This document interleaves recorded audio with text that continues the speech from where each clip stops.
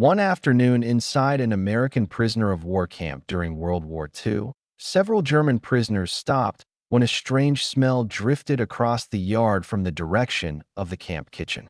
The aroma was dark, bitter, and unmistakable, yet something about it felt different from what they remembered.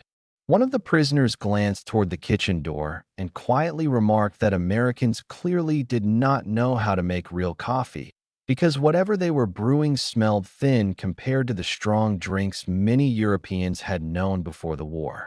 A few of the men chuckled at the idea, convinced that the famous American coffee they had heard about was probably nothing more than weak brown water served in large cups. What they did not realize was that only a short time later curiosity would pull them toward the kitchen, and the same drink they had just mocked would quietly challenge the assumptions they carried with them from home. Later that same afternoon, the smell returned, stronger this time, drifting slowly across the camp yard as the kitchen doors opened and closed while the cooks moved between the building and the storage shed nearby. Several prisoners working outside paused for a moment, following the scent with quiet curiosity. Coffee had always been a familiar drink to many of them before the war, yet the idea that it was being brewed so freely inside the camp still felt unusual. In the later years of the war in Europe, coffee had often been replaced by substitutes made from roasted grains or other improvised ingredients, and the memory of those substitutes had slowly changed the expectations people carried with them. A few of the prisoners exchanged glances before walking toward the kitchen building, not because they expected anything special, but simply because curiosity had replaced the earlier jokes they had made. The door stood slightly open, allowing a glimpse of the interior where several large pots rested on a metal stove. Inside the room, an American cook moved calmly between the counter and the stove while another worker arranged rows of metal cups along the long wooden surface beside the wall. What caught the prisoner's attention first was the quantity. The pot sitting on the stove was far larger than the small coffee pots most of them remembered from home. Steam rose steadily from its surface, carrying the familiar smell of brewed coffee through the doorway. The cook lifted a long metal spoon and stirred the dark liquid slowly, as if the entire process was just another routine task that happened every day. One of the guards standing nearby noticed the small group of prisoners watching from the doorway. Instead of ordering them away, he simply nodded toward the interior of the kitchen and allowed them to step a little closer. The gesture seemed casual, almost indifferent, which made the situation feel even more ordinary. Nothing about the scene suggested that the drink inside the pot was rare or difficult to obtain. From their new position near the counter, the prisoners could see the cups more clearly. Dozens of metal mugs had been arranged in a line, each waiting to be filled. The cook lifted the pot carefully and began pouring the dark liquid into the first cup, then the second, then the third, moving steadily down the row with practiced movements that suggested he had repeated the same task many times before. The prisoners watched the process in silence for a moment. Earlier in the day, several of them had joked about American coffee being weak or poorly prepared, yet the sight of the large pot and the steady stream of dark liquid being poured into the cups made the situation look slightly different. The color of the drink was deeper than they had expected, and the smell, growing stronger in the room, carried the unmistakable bitterness of real coffee beans. One of the prisoners leaned slightly closer to the counter, studying the surface of the drink inside the nearest cup. The steam rising from it formed small, swirling patterns in the air before disappearing near the ceiling. The sight was simple, yet it reminded him of mornings long before the war, when cafes in his hometown opened their doors early and the smell of coffee filled the street outside. Behind him, another prisoner quietly cleared his throat and spoke with a tone that carried a hint of curiosity rather than mockery. He pointed toward the row of cups and asked whether the coffee was meant for the guards or for everyone working in the camp. The cook, still focused on filling the remaining mugs, answered without much ceremony. The coffee, he explained, was prepared for the afternoon meal, and anyone receiving food in the kitchen line would be given a cup. The answer caused a brief silence among the prisoners standing nearby. Only a short time earlier they had been joking about the drink as if it were something unimportant. Now they were beginning to realize that the coffee they had dismissed so easily might soon be placed directly in their own hands. A short time later, the prisoners joined the small line forming along the counter as the afternoon meal was distributed. The process moved slowly but calmly, with each man stepping forward to receive the same simple items that were usually served in the camp kitchen. Metal trays slid along the wooden surface while the cooks placed portions of food in a steady rhythm that suggested the routine had been repeated hundreds of times before. At the end of the counter, the row of steaming cups waited quietly, and the smell of coffee had now spread through the entire room. Several of the prisoners glanced toward the cups while the line advanced. Earlier that day, the drink had been nothing more than a subject for casual jokes, yet standing only a few steps away from it created a different feeling. The coffee was no longer an abstract idea or a distant smell drifting across the yard. It was now part of the meal itself, placed there with the same ordinary confidence as the bread and soup being served beside it. When the first prisoner from the group reached the end of the counter, the cook lifted one of the metal mugs and set it down on the tray without hesitation. The motion was quick and automatic, and the man receiving the tray instinctively wrapped his fingers around the cup to steady it. The warmth of the metal traveled through his hands immediately, forcing him to adjust his grip as he stepped aside to make room for the next prisoner in line. One by one, the others followed, each receiving a cup in exactly the same way.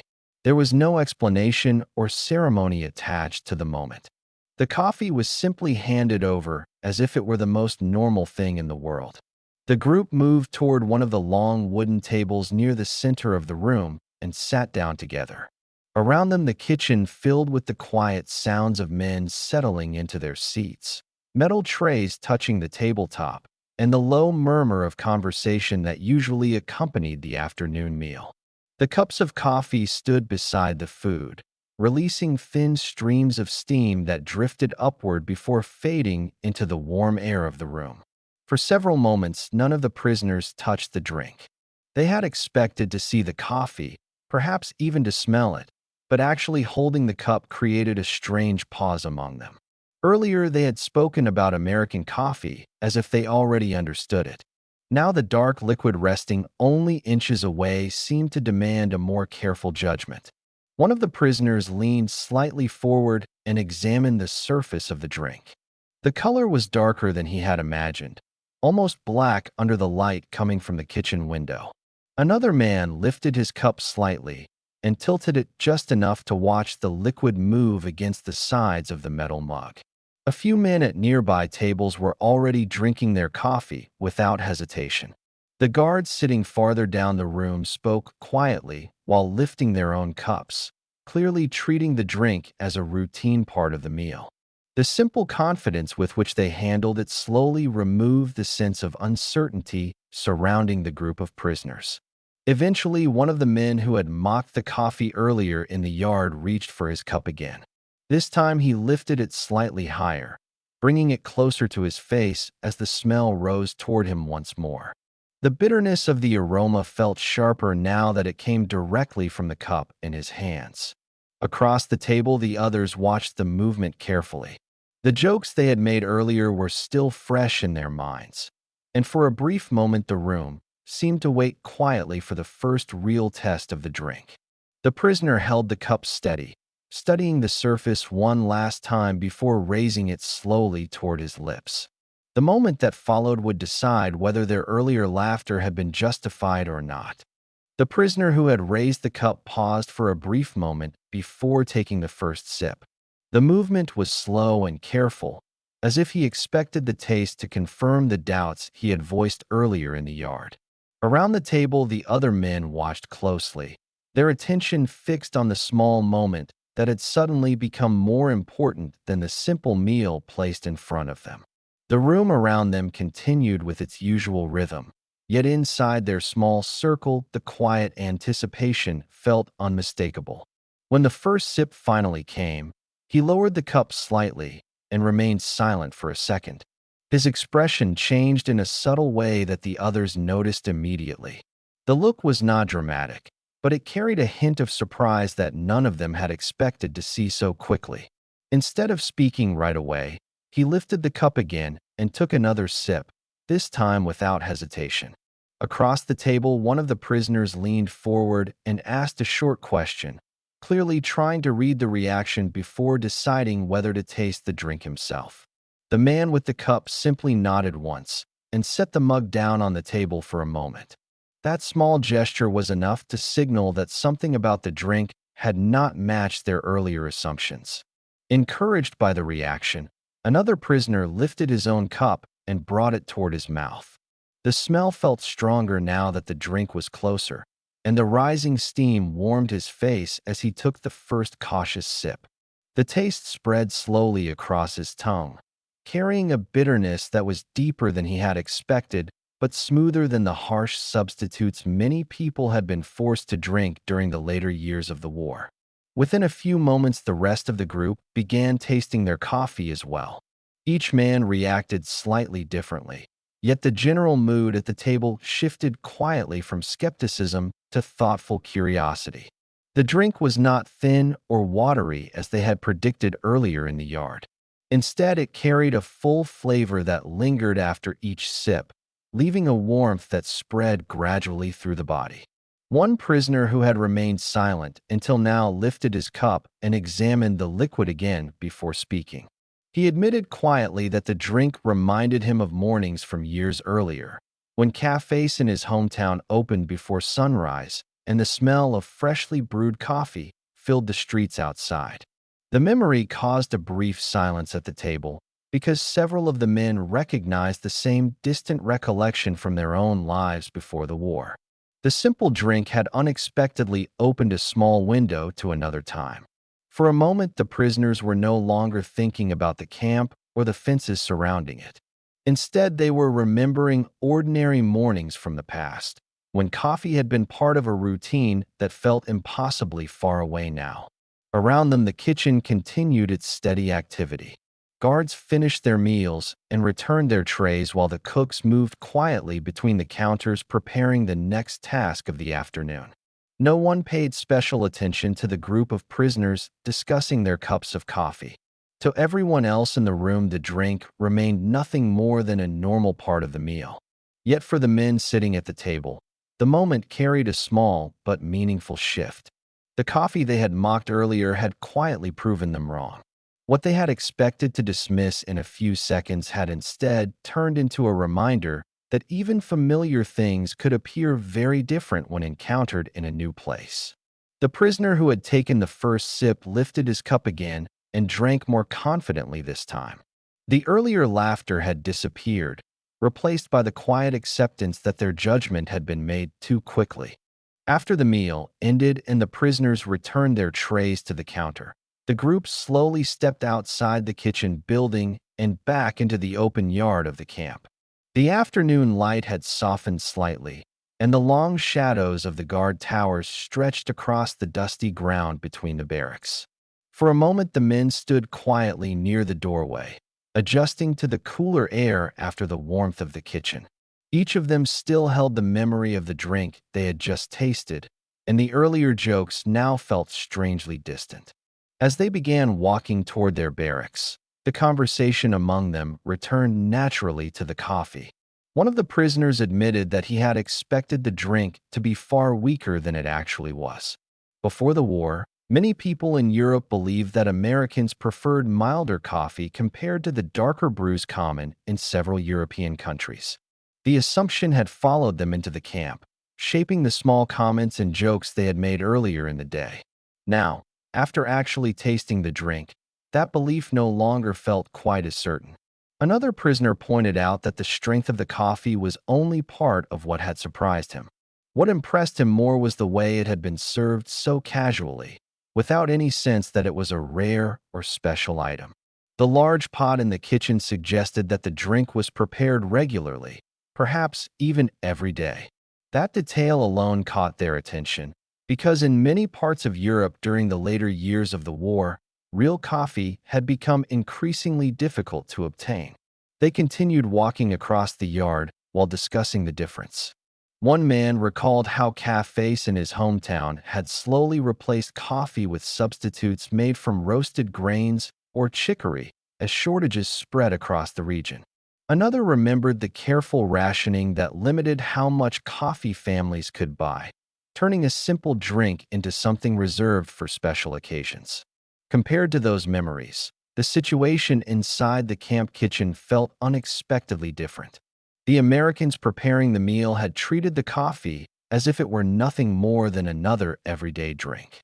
The cups had been filled without hesitation, and the pot had been large enough to serve dozens of people in a single preparation. The prisoners reached the wooden steps of their barracks and paused there for a moment, continuing the conversation while leaning against the railing. The smell of coffee still lingered faintly in their clothes, and the warmth of the drink remained in their hands even though the cups had already been returned inside the kitchen. One of the men laughed quietly as he remembered the confident remark he had made earlier in the yard about Americans not knowing how to make proper coffee. At the time, the statement had sounded convincing enough, supported by the assumptions many of them carried from home. Now the same remark felt slightly embarrassing, though the humor in the situation made the memory easier to accept. Another prisoner shrugged and replied that the war had already shown them many things they had not expected to see.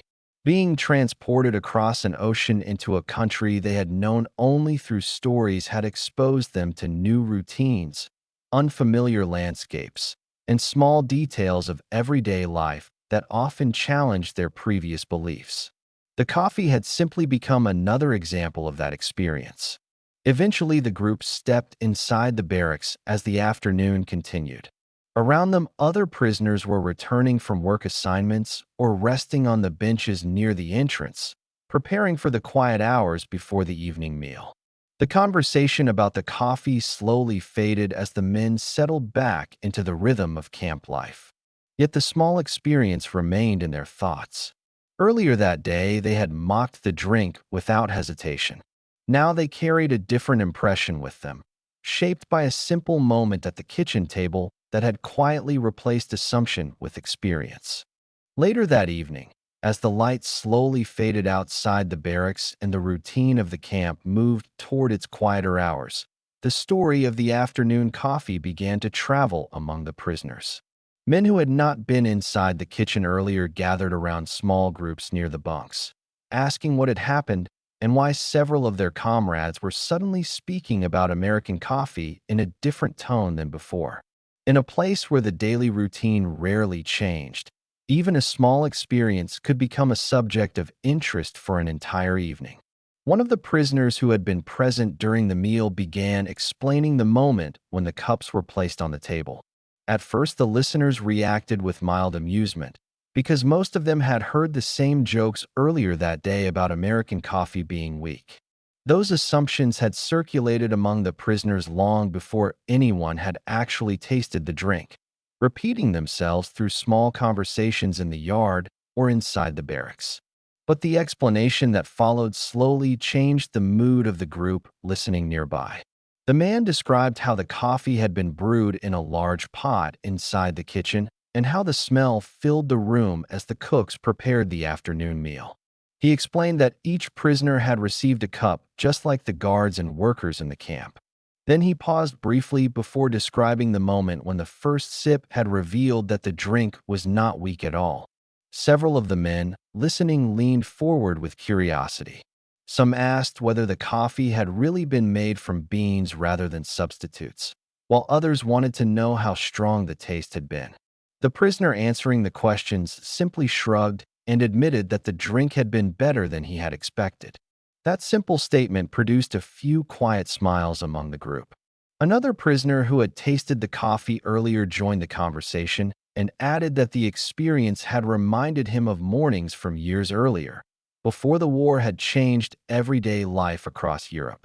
He described the warmth of the drink and the familiar bitterness that followed each sip, explaining that it felt much closer to the coffee he remembered from home than to the substitutes many people had been forced to drink later in the war. The conversation continued for some time as more prisoners joined the group. Some remained skeptical, suggesting that perhaps the coffee had simply been prepared unusually well that day. Others seemed more willing to accept the idea that their earlier assumptions might not have been completely accurate. Gradually, the story spread through other parts of the barracks as well. Men moving between bunks repeated the details in new conversations, sometimes adding their own opinions about the drink or the habits of the Americans preparing it. By the time the lamps inside the building were dimmed later that night, nearly everyone in the barracks had heard some version of the story. For the prisoners who had actually tasted the coffee, the experience had already settled into memory as a small but meaningful moment in an otherwise predictable day. It had not been dramatic or life-changing, yet it had quietly reminded them how easily simple assumptions could shape their expectations. As the camp grew quiet and the men prepared to sleep, the story of the afternoon coffee remained part of the quiet conversations drifting through the barracks. What had begun as a moment of mockery had gradually turned into something different, leaving behind the simple realization that even familiar things could still hold surprises when encountered in an unfamiliar place. By the time the barracks finally grew quiet that night, the story of the American coffee had already become one of those small memories that prisoners carried with them through the long routine of camp life. It had begun with a simple joke in the yard and ended with a quiet realization at the kitchen table. The drink itself was ordinary, yet the experience had reminded them that assumptions formed from a distance often changed once they faced reality. In the middle of a war that had taken them far from home, even something as simple as a cup of coffee could unexpectedly challenge what they thought they already understood. Thank you for spending this time here. If these quiet, true World War II stories matter to you, subscribing helps this channel continue.